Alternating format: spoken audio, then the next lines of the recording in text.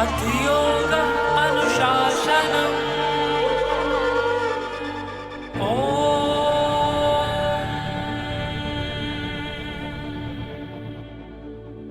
प्राणायाम में देश काल संख्या का अत्यंत महत्व है। मुझे अच्छे से याद है जब हम गवर्नमेंट ऑफ इंडिया की इस मीटिंग में थे कि प्रोटोकॉल बनाना है, तो कहने लगे कि अरे अरे कपालभाति 15 बार से ज़्यादा नहीं करवानी है, एक बार बीपी बढ़ जाएगा, 1 मिनट में 15 बार ही करवानी है। हम यहाँ देखते हैं श्रद्धेय स्वामी जी महाराज 5-5 मिनट करवाते हैं, 15 मिनट करवाते हैं, 1-1 घंटा करवाते हैं। रोग के अनुसार आपको तय करना पड़ेगा। हर व्यक्ति के लिए एक चीज़ मायने नहीं रखती है, परंतु हर व्यक्ति के लिए एक जैसी डोज भी नहीं हो सकती है। कहाँ संकल्प लगाना है, देशबंध चित्तस्य धारणा, चित्त को कहाँ धारणा करनी है, किस चित्त पर, कौन से चक्र पर धारणा करनी है, ये तय करना होगा। और उसका क्या प्रभाव होता है उसको तय करना होगा। आपको लाभ होगा, परंतु आपको काल, संख्या और गति, देश काल संख्या तीनों का ध्यान रखना होगा। उस पर गति का विशेष ध्यान रखना होगा। अब किसी को हाई ब्लड प्रेशर है तो हम उसको कहते हैं कि 1 मिनट में 45 बार करिए। एक सामान्य व्यक्ति है तो 1 मिनट में 60 बार करिए।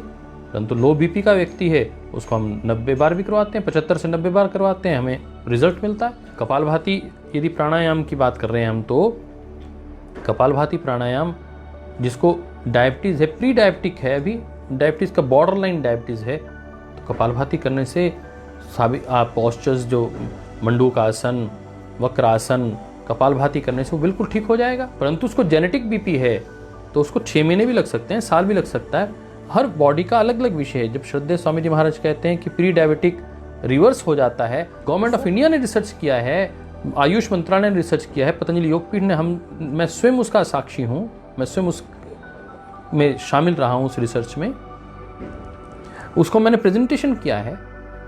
100 से अधिक अपने लोग ऐसे हैं जिन्होंने प्री डायबिटिक होते हुए, बॉर्डर लाइन डायबिटिक होते हुए योग प्राणायाम को अपनाया और रोग मुक्त हो गए।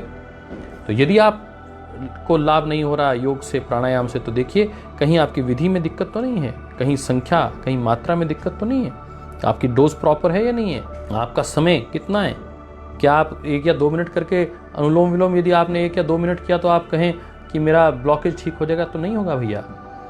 15 मिनट करना पड़ेगा, लगातार 5 मिनट कम से कम करना पड़ेगा, तब आएगा रिजल्ट। जो लोग कहते हैं कि हमें योग प्राणायाम से लाभ नहीं होता, वह बहाने बनाते हैं, उन्हें अज्ञान है, उन्हें तकनीक की जानकारी नहीं है।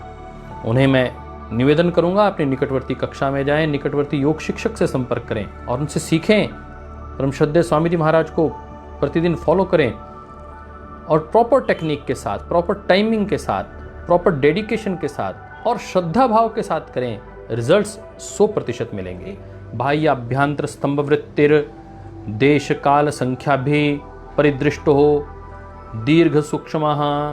बाह्य अभ्यंतर जहाँ विषक्षेपी, जब बाह्य और अभ्यंतर प्राणायाम को जो रोक देता है, उस प्राणायाम को चौथा प्राणायाम कहा। हमने कहा कि श्वास को बाहर निकाला और रोक दिया, बाह्य प्राणायाम श्वास को अंदर लिया और रोक दिया, अभ्यंतर प्राणायाम कहीं पर भी अचानक अभी आपने सोचा कि मुझे हृदय प्रदेश पर रोकना है श्वास को, तो ये स्तंभवृत्ति प्राणायाम हो गया अचानक, बिल्कुल सहसा। और जो हमने हठ योग में पढ़ा था केवल प्राणायाम, प्लावनी प्राणायाम, उसमें से एक इसके विषय में केवल की बात आ रही है कि जो चौथा प्राणायाम है उसमें क्या करते हैं हम, बाह्य प्राणायाम लिया, श्वास को बाहर रोक दिया, श्वास लेने की इच्छा हुई तो फिर अंदर से और श्वास बाहर फेंका,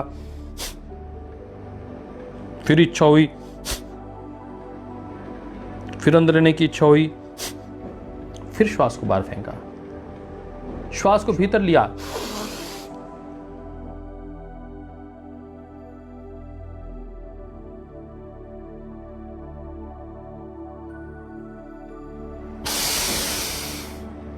श्वास को छोड़ा, श्वास भीतर लिया, छोड़ने की इच्छा हुई तो फिर भीतर लिया, फिर छोड़ने की इच्छा हुई,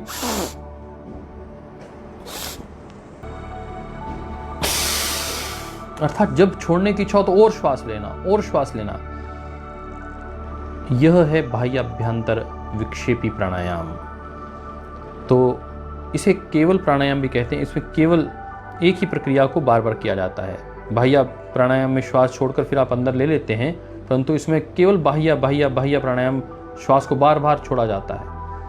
अभ्यंतर प्राणायाम में बार बार भीतर श्वास को लिया जाता है, 3 बार 4 बार, जब तक अंदर घबराहट न पैदा हो जाए तब तक श्वास को बार बार लिया जाता है। तो यह चौथा प्राणायाम है।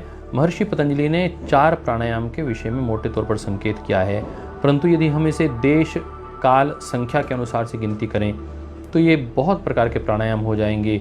दीर्घ और सूक्ष्म यह भी एक प्रकार की प्राणायाम की उन्होंने वर्गीकरण किया है, हम उसको भी समझने का प्रयास करें। तो हमने कहा कि टाइम, टेक्निक, डिटर्मिनेशन का, टाइम, टेक्निक और डिटर्मिनेशन के साथ साथ आपका संकल्प, dedication, devotion.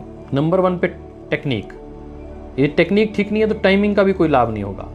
Number 2 time, number 3 determination कि मुझे इतने समय तक करना है, श्वास को इतनी देर रोकना है। डेडिकेशन, पूरा समर्पण भाव के साथ वो संकल्प हो गया, या डेडिकेशन, श्रद्धा भाव, श्रद्धावान लभते ज्ञानम। आपकी प्राणायाम पे श्रद्धा ही नहीं है, मुझे तो कुछ लाभ होगा नहीं, मुझे तो कुछ लाभ होगा नहीं, तो कोई भैया कोई लाभ भी नहीं होगा। मैं पिछले दिनों बैडमिंटन बहुत ज़्यादा खेलने लग गया तो मुझे टेनिस एल्बो हो गई, तो मैं ऐसे नहीं कर पा रहा था, ऐसे नहीं हो पाता था, बिल्कुल जाम हो गया, क्योंकि बहुत दिनों के बाद बैडमिंटन खेला और समय था तो खूब अच्छे से खेलते रहे, तो टेनिस एल्बो हो गई। बहुत खतरनाक रहती है, इसमें बहुत जल्दी आराम नहीं आता, परंतु मैंने प्राणायाम किया, अनुलोम विलोम किया, धारणा की और ठीक हो गया।